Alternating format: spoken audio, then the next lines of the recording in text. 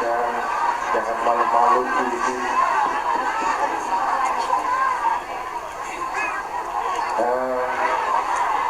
Gimana ya? Sambil ini aja kali ya, sambil keliling, sambil kita baca sholawat kepada Nabi Muhammad SAW.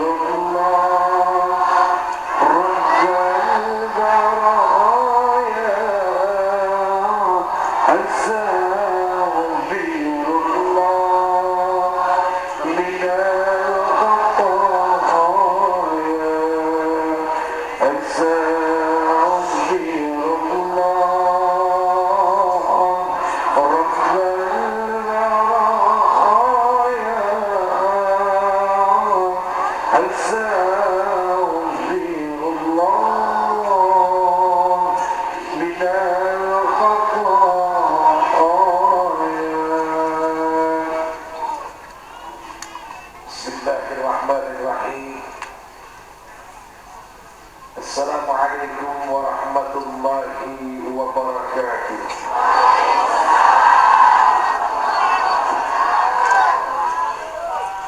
Allahumma ya Allah, lakal hamdu, segala puji hanya berhak diberikan kepada Engkau.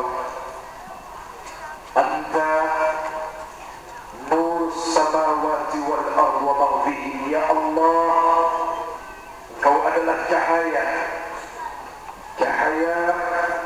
langit dan bumi beserta seluruh isinya. Walakal hamd, dan segala puji hanya berhak diberikan kepada Engkau ya Allah. Anta qayyimus samawati wal ardh wa ma fihi. Ya Allah, Engkau adalah zat yang berhak mengatur segala apa yang ada di langit dan di bumi ini beserta seluruh isinya. Walakal hamd, dan segala puji hanya berhak diberikan kepada Engkau ya Allah. Anta malikus samawati wal ardh wa ma fihi. Ya Allah, Engkau adalah raja langit dan bumi beserta seluruh isinya. Hadirin yang dimuliakan Allah, jalan penghuni surga. Mana aminnya? Aku pengen surga nih. Pengen surga?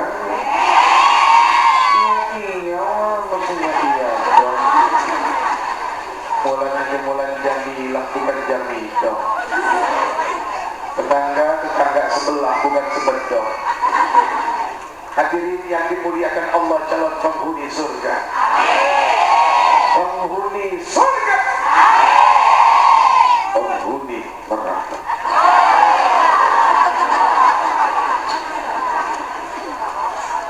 Oh neraka, padahal dah tahu surga kayak apa.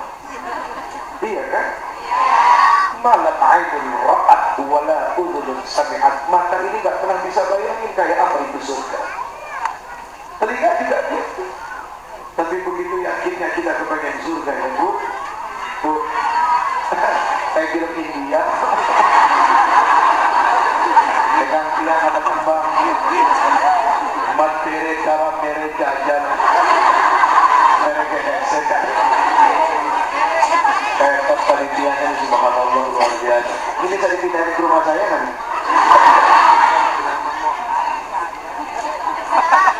Semua orang pengen surga, nggak ada yang pengen neraka. Jangankan yang duduk dalam majlis menuntut ilmu seperti ini, yang sekarang lagi asik bikin maksiat, yang lagi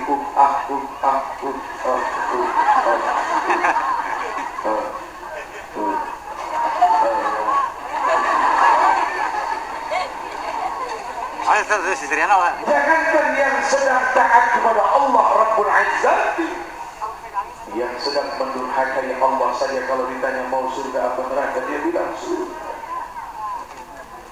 Jangan yang amanah, yang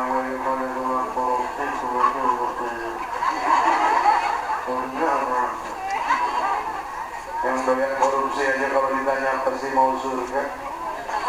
Ya Bu, Bu ya, ya enak banget ya, Bu ya, Pak ya, memang bapak-bapak mah Pak ya. Hadirin yang dimuliakan Allah, mukadimah di awal adalah sebuah doa dari Rasul sallallahu alaihi wasallam. Bisa juga dikatakan sebagai sebuah pujian kepada Allah Subhanahu wa taala. Yang di sana juga ramai ya. Ya Allah, halo, apa kabar? Oke, jangan. Jadi mukadimah di awal itu adalah sebuah doa, sebuah pujian dari Rasul kepada Allah Subhanahu wa taala. Ada 3 yang menjadi pokok inti dari mukadimah ini. Yang pertama, Rasul katakan bahwa Allah itu adalah cahaya. Allah apa? Allah cahaya. Sesuai dengan firman Allah di dalam surat An-Nur. Surat An-Nur tahu? An-Nur tahu? An-Nur? An-Nur nggak tahu? Lagunya Agnes Monica yang baru tahu? Yang matahari? Tahu gimana lagunya? Kok bukan yang jangan begadang? Oh, terlalu.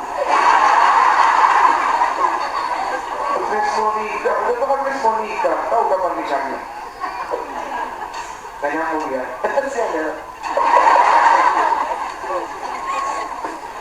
Allah Subhanahu wa taala adalah cahaya. Ini firman Allah di dalam surat An-Nur. Allahun nurus samawati wal ardh. Ayah orang digondong. Gondong. Tadi kan ya. Digondong. Pak Wagub tadi nggak mau dipanggil Pak Wagub, katanya panggil Kang Dede aja, lebih romantis. Ya Kang Dede ya. Dia potret aja.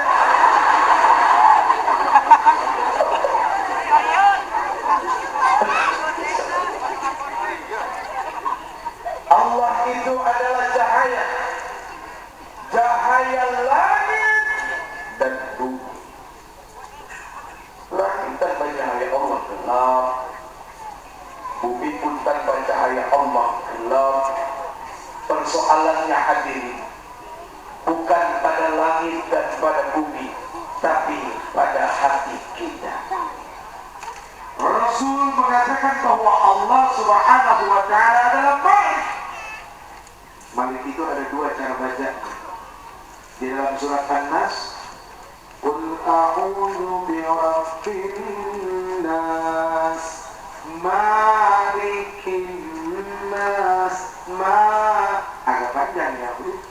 Tapi kalau di Fatihah kumaha? Bismillahirrahmanirrahim. Alhamdulillahi rabbil alamin. Ar-Rahmanir-Rahim.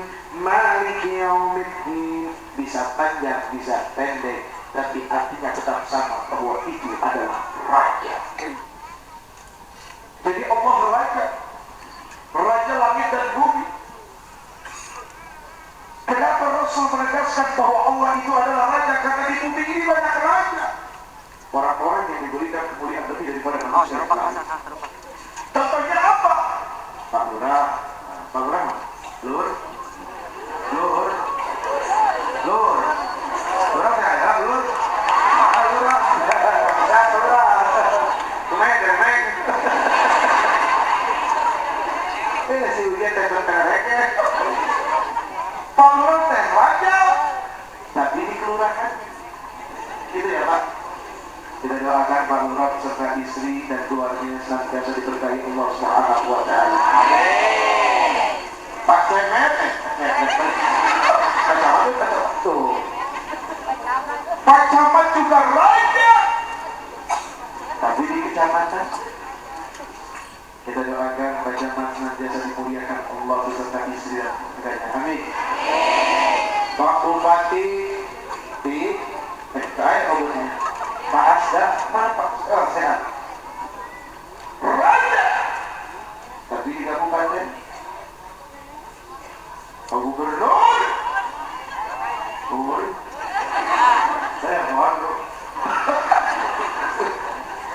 raja, tapi di provinsinya yang enak presiden gitu. Presiden, ya, paling enak presiden. Presiden juga raja, tapi di negerinya. Sekarang apa mungkin Presiden Malaysia ingin berkuasa di Indonesia? Coba-coba aja kalau kita nggak berat. Begitu juga dengan Indonesia. Tapi Allah Subhanahu wa taala, Allah ingin berkuasa di belahan bumi manapun, karena ini semua adalah milik Allah Subhanahu wa taala. Dan maaf, punten, Allah nggak perlu buat tim sukses untuk menunjuk Allah menjadi Tuhan. Kenapa tentang?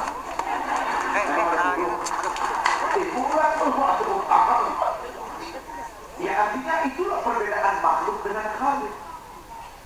Jadi yang paling dahsyat tadi perbedaannya adalah apa?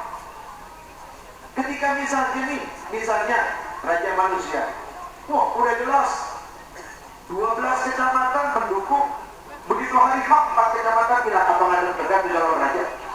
Deg-degan, seperti itu. Tapi Allah Rabbul Izzat tidak seperti itu. Mau semua manusia yang Allah ciptakan mereka durhaka, tidak taat kepada Allah.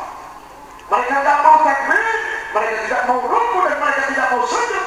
Allah Subhanahu wa taala tidak akan hilang singgasana. Allah Subhanahu wa taala tidak akan hilang kemuliaannya, atau sebaliknya.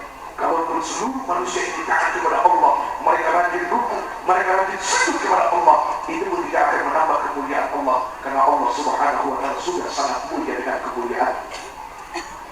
Bocoran di dalam hadis Mi'raj, di dalam kitab Qissatul Mi'raj dan Mi'rajul Kabir, ternyata Allah Subhanahu wa taala punya 70.000 malaikat yang setiap hari masuk ke Baitul Ma'mur, kemudian mereka tawaf, dan mereka tidak kembali lagi untuk selama-lamanya. Subhanallah. Satu hal, 70.000 malaikat, gak main-main. Sab'in wa alfin, 70.000. Ya Allah, ya Allah. Jadi ayo sekarang kita semangat, kita puji Allah Subhanahu wa taala. Oke? Oke? Digondok oke? Gondok deh, oke. Oke, kita puji Allah ya. Subhanallah walhamdulillah wa la ilaha illallah wallahu akbar wa la hawla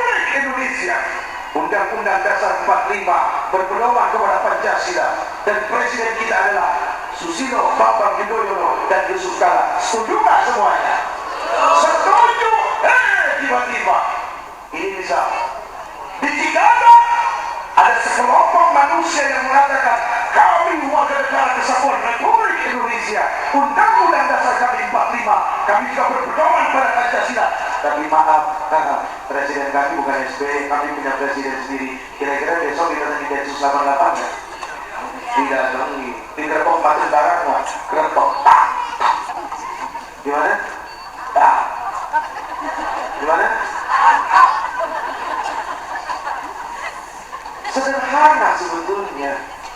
Di dalam Islam sudah jelas ada Nabi Muhammad, ada yang ngaku.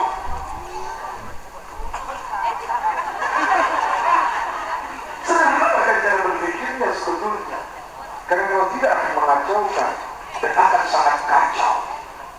Tapi mungkin menanggapi dengan cara yang cerdas, itu maksudnya. Bukannya apa-apa hadirin. Asbab dari ini semua seminggu lalu, coba lihat di berita, ada nabi baru di Lampung, namanya Chandra.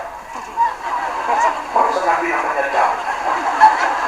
Brennan Jeffrey, ada kasus banget, nasis goreng. Yang lebih parah lagi apa? Di bawah punten bukannya mau ngarang enggak ya, tapi kenyataan saya informasi pagi hari dari ulama-ulama senior di Jawa, cuma tidak terekspos. Ada nabi namanya Tugi. Memang kalau nyebut namanya Pak Azhar kesannya pakai kelawak, tapi kenyataan betul-betul itu Pak Kiai, Masya Allah. Namanya Tugi, nabi namanya Tugi. Bukannya apa-apa, di selawatnya juga gak enak. Coba ayo kita selawatan. Jangan begini dulu, ke Rasul dulu, ya itu benar.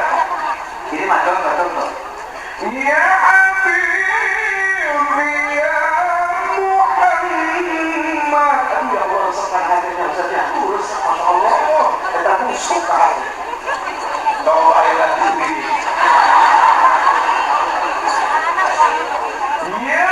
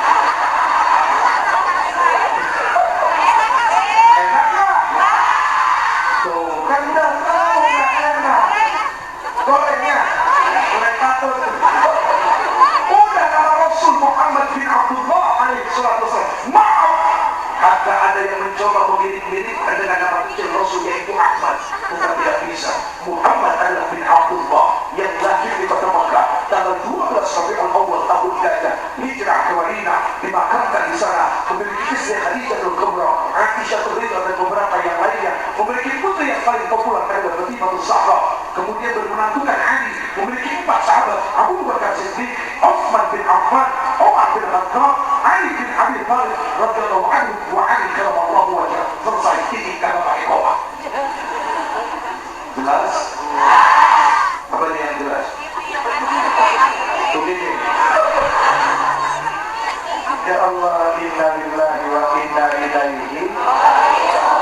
Maaf hadirin, 1000 maaf. Biarpun ada orang pakai jubah panjang berlapis-lapis, jenggotnya panjang, min asari sujudnya nampak hitam di sini, sorbannya segede ban Vespa. Tapi kalau udah ngaku Nabi, mohon maaf lagi, pasti nggak ada tempat di hati dari negeri ini. Silakan cari planet yang lain. Nggak bisa. Biarpun sorbannya segede ban Vespa, nggak bisa, mohon maaf.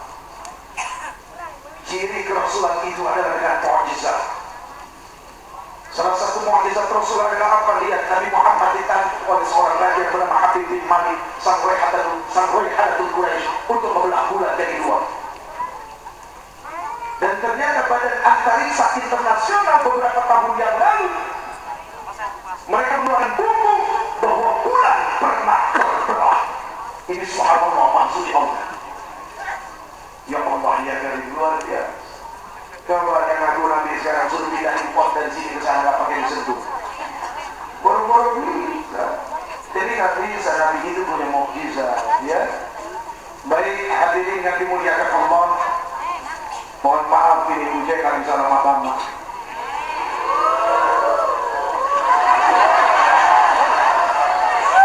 Paling 3 jam. Ibu-ibu kuat 3 jam?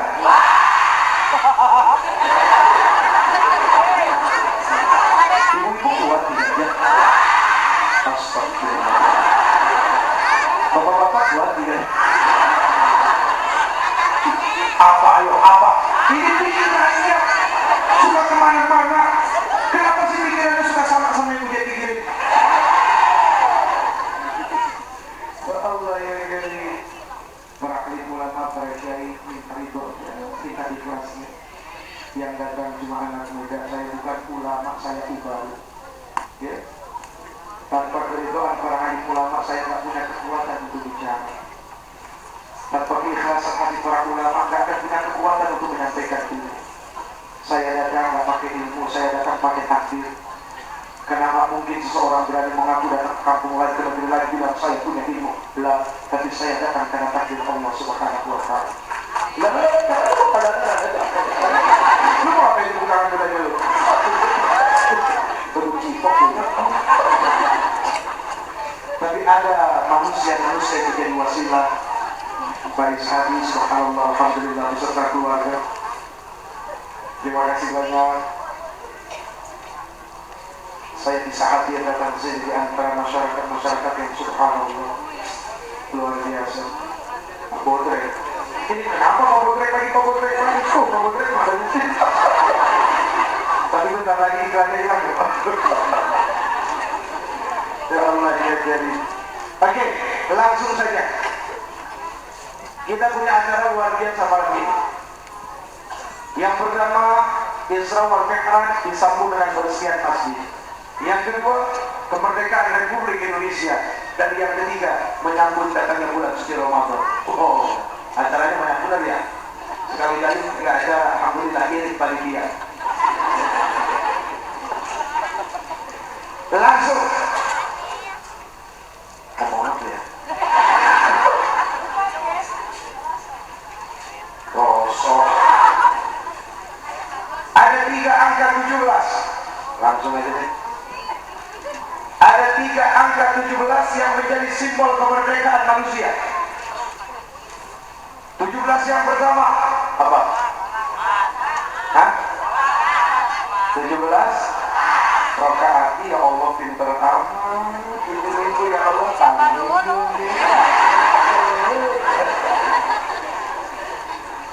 yang pertama 17 rakaat. Jumlah salat dari subuh, zuhur, asar, maghrib, isya. Kalau pengen telepon sama Allah pakai nomor yang itu aja. Loh iya, apa punya nomor telepon yang bisa dihubungi? Lewat 2 rakaat subuh, lewat 4 rakaat zuhur, lewat asar, maghrib, isya. Sekarang mau ditanya sekali lagi, subuh berapa rakaat? 2 rakaat. Ya sholat tidak sholat tahu subuh 2 rakaat. Kalau pengen menghubungi Allah lewat nomor yang tadi saja. Alhamdulillah yang tadinya lantai 1 sekarang 2 lantai. Ya Allah kubahnya juga masya Allah luar biasa. Gawat. Tapi zaman sekarang orang bangun masjid kayak bikin keranda. Kurung batang, tahu kurung batang ya? Yang buat nganggur main, habis dibikin gak ada yang nempatin. Hah? Namanya pasaran. Pasaran. Tuh, penasaran namanya. Hah? Oh, pasaran. Tuh, namanya pasaran ya, Kiai. Orang bangun masjid kayak bikin pasaran. Habis dibikin gak ada yang nempatin. Ini subhanallah, berlomba-lomba orang membangun fisik bangunan masjid, tapi tak berlomba-lomba mengisi masjid. Padahal yang paling penting adalah apa? Mengisinya, bukan bangun bangunan. Tahu.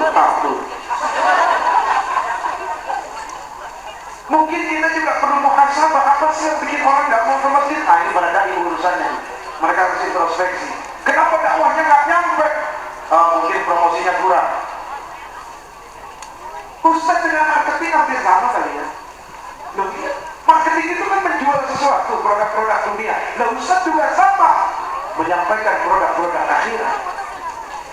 Nah kalau mereka tidak mau ada apa? Sepanjang malam itu apa nyebut? Kenapa? Ya Allah, yang namanya sholat subhanallah. Gerakannya sederhana, koreografinya luar biasa, jangan dijelimet kayak orang nari. Ibu, bapak, anak muda, nih lihat takbir, Allahu Akbar, sederhana. Ada lagi yang Allahu Akbar. Kenapa ketawa? Benar nggak? Terus ada lagi yang Allahu Akbar. Nah ini di Mekah banyak, di Mekah banyak. Ya, ada lagi Allahu Akbar. Gak kayak orang nari. Ini simpel gerakannya tapi mengandung sesuatu yang dahsyat. Kalau orang nari kan repot. Waduh, kalau sholat Allahu Akbar. Wah, ini gimana tuh? Wah, sholat begitu. Itu namanya sholat di diskotik. Ya Allah ya karim, na'udzubillah, tsumma na'udzubillah. Banyak keluhan orang tentang sholat dan pada akhirnya tidak sholat. Salah satunya adalah apa? Saya kan udah sholat tunggang tungging tapi gak kayak saya. Tunggang tungging. Ngerti itu tunggang tungging? Nonggeng. Saya kan sudah sholat nonggeng. Iya, sholat sama nonggeng gak sama. Sholat ya sholat, nonggengnya nonggeng. Nonggeng gak pakai wudhu, sholat pakai wudhu. Nonggeng gak pakai takbir, sholat pakai takbir. Nonggeng gak ditutup dengan salam, sholat ditutup pakai salam. Kalau pengen kaya bukan sholat 5 waktu. Sholat 5 waktu mengisi absen. Kayak kita sekolah, kudu ayat absenan. Kalau nggak ada absen, begitu di rapotnya, nanti ujungnya ada apa? Merah tuh, nggak masuk berapa hari ditulis. Itu mah kewajiban 5 waktu. Sebagai bukti kita taat kepada perintah Allah. Kalau pengen kaya, ada. Bu, pengen kaya? Pengen kaya? Pengen kaya? Emang cuma itu doang? Kalau pengen kaya, simpel, syaratnya cuma 2. Yang pertama, suami harus keluar dari rumah. Loh iya. Nah, kalau nggak keluar dari rumah mau ngapain? Syaratnya yang pertama itu, suami langkahkan kaki keluar dari rumah, muliakan diri kamu punya harga diri. Jangan diam dalam rumah, gak akan dapat apa-apa. Jangankan diam dalam rumah, terus-terusan di masjid aja karena bagus. Gak baik. Sahabat pernah usir seseorang yang di dalam masjid. Kamu ngapain di situ terus? Duitnya bakal turun dari langit. Keluar kamu kerja. Suatu hari Rasul pernah mencium tangan seseorang. Ya Allah, ya Karim. Sahabat tidak pernah ada yang dicium tangannya, tapi ketika Rasul ketemu dengan orang tua, dia cium tangan. Tangannya kasar. Kenapa kata Rasul? Dia bekerja seharian untuk memuliakan anak istrinya. Subhanallah. Betapa Rasul sangat memuliakan orang-orang yang mau bekerja. Bertanggung jawab atas nama ibadah untuk anak dan istrinya. Ini Masya Allah akhirnya dimuliakan Allah. Jadi suami keluar, apa kek ngapain kek, dan berbaik sangka kepada Allah bahwa Allah itu maha pemurah, dan berbaik sangka kepada Allah bahwa rezeki ini akan diberikan kepada siapa saja. Aduh ya Allah ya Karim, kalau kita menghadapi hidup dengan putus asa, dengan stres, mohon maaf lahir batin, rumah sakit aja udah gak terima, udah kebanyakan orang stres. Sekarang ke dokternya juga stres, makanya banyak orang stres di jalan ya. Jangan hadapi hidup dengan stres. Orang yang beriman jauh dari sifat stres. Kalau ya Allah Bu, kalau kita stres, Pak, anak muda, tahu cacing? Cacing itu makhluk yang dianggap mengerikan ya. Tapi pernah lihat cacing gantung diri? Pernah nggak di berita fraksi di mana gitu kan? Ada cacing gantung diri, pernah? Yang gantung diri siapa? Manusia orang. Yang punya akal, yang punya kemuliaan, yang punya ilmu, malah gantung diri. Cacing gak punya ilmu, cacing gak pernah sekolah, cacing gak dapat ijazah. Gak ada yang gantung diri. Pernah lihat burung dari pagi pergi kerja, kelayapan terbang keliling, gak dapat tembok, jenuh. Nah, manusia pekerjaannya begitu. Tinggal di apartemen, cari tempat yang paling tinggi. Alasannya kenapa? Kalau saya ditagih utang nggak sempat bayar, ya udah saya tinggal loncat doang. Ustaz, ya Allah ya kali, innalillahi wa inna ilaihi raji'un. Dan sudah terlalu banyak orang mati, bunuh diri gara-gara urusan seperti ini. Jadi jangan. Jadi syarat yang pertama kalau pengen tanya suami keluar rumah, ada pekerjaan tidak ada pekerjaan, pergi keluar rumah, muliakan diri kamu di hadapan istri dan anak-anak dengan bekerja. Lalu perempuan yang di rumah, ini daripada capek-capek buruk sangka sama suami, mendingan ambil wudu, gelar sejadah, sholat dulu.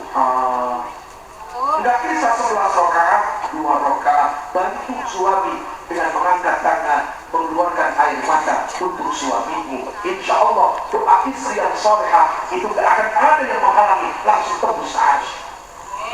Daripada pusing-pusing mikir, iya tapi Ustaz kemarin begitu suami saya pulang, ada lampu, kayaknya dia lampunya ditaruh yang begitu. Capek. Mau ngapain? Enggak tapi Ustaz bener kok saya udah 3 bulan kepikiran kemarin saya temuin rambut, saya ukur sama rambut saya panjang rambut itu dari rambut saya. Gimana kepikiran sih Ustaz? Mulai capek buruk sangka jadi banyak bikin dosa. Na'udzubillah min